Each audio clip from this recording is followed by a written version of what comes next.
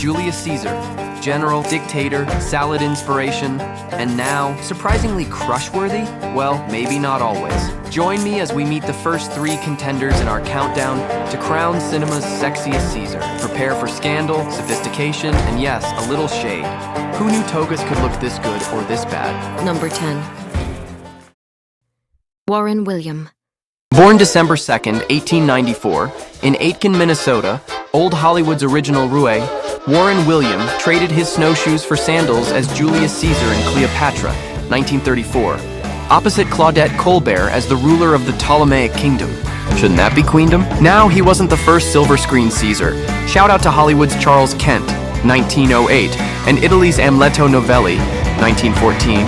But William's version, move over Garbo, Caesar talks. That said, his Caesar was less of a military powerhouse and more of a smooth-talking politician. Think Golden Age Hollywood leading man in a toga. Okay, credit where it's due. Warren William was the first, or close enough, major Hollywood Caesar, and he played him the way he played all his roles.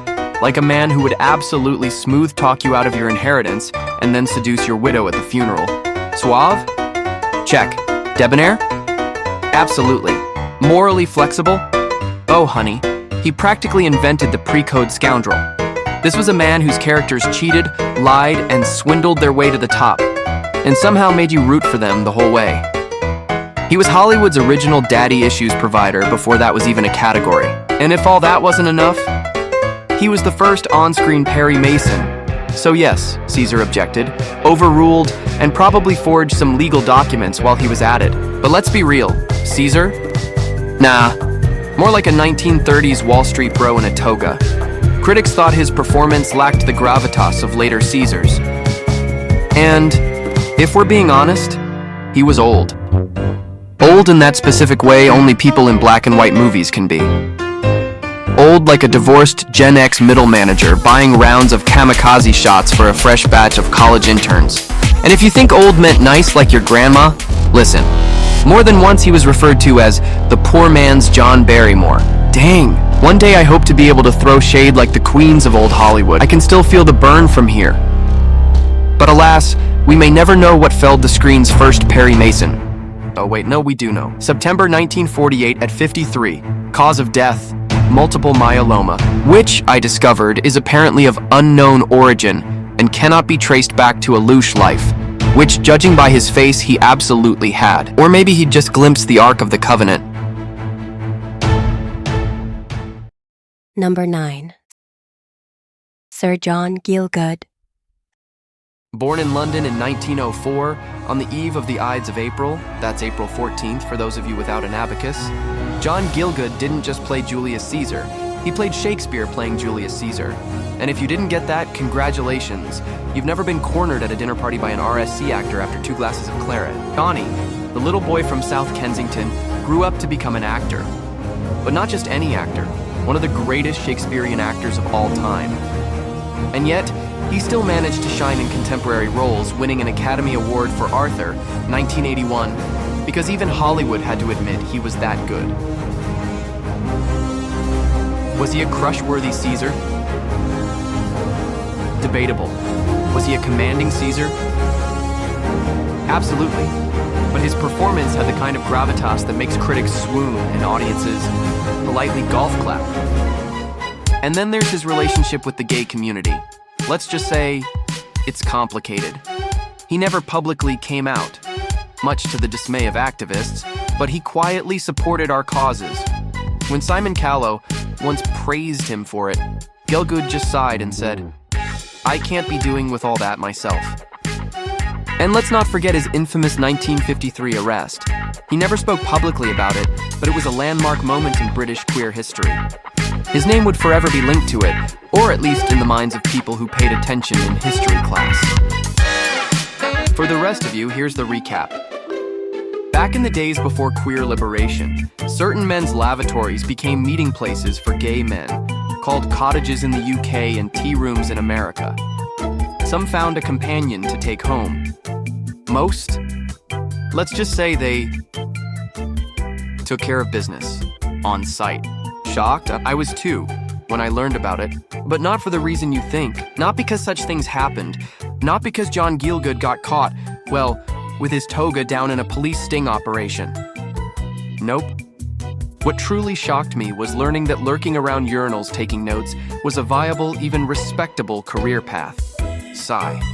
The path not taken. Gielgud owed his post-arrest career in large part to Dame Sybil Thorndike. The two were in Liverpool, performing in an out-of-town preview of A Day by the Sea when the scandal broke. Tabloid headlines scream the story in fonts usually reserved for royal births. Okay, maybe not that big, but still, bold print.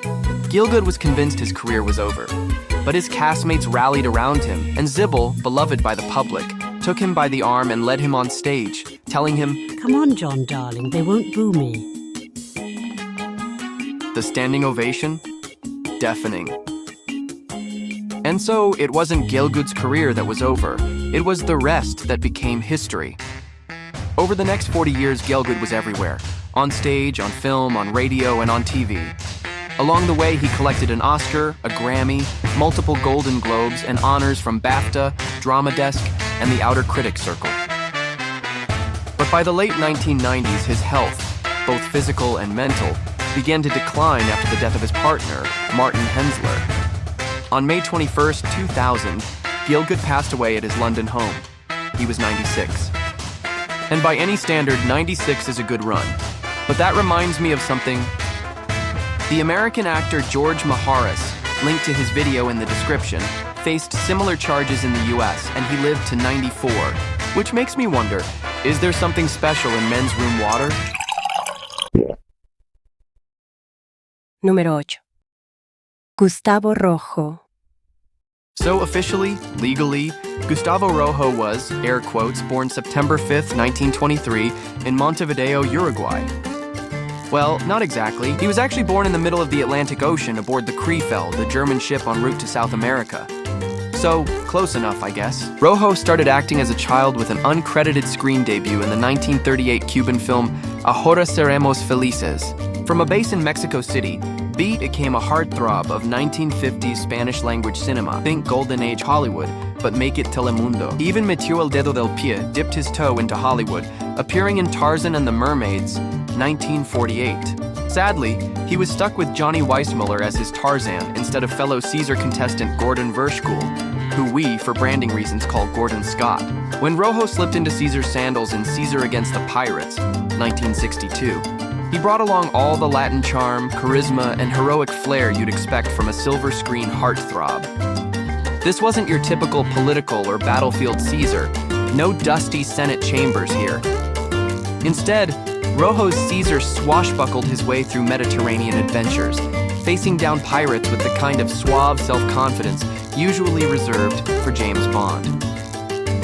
Did historical accuracy take a backseat? Probably. Did we mind? Not one bit.